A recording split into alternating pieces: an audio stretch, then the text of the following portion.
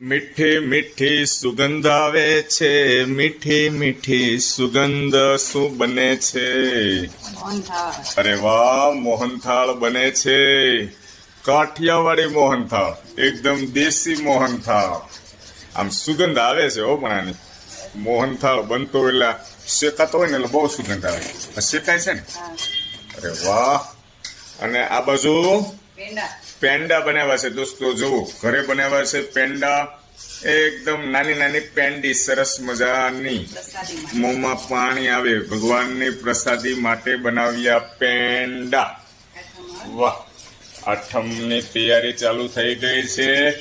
સરસ મજાનો મોહનથાળ ટેસ્ટ કરશો, ગરમા ગરમ. બીજું શું બનાવવાનો પ્રોગ્રામ છે? સેવ બનાવી છે. સેવ બનાવવી છે.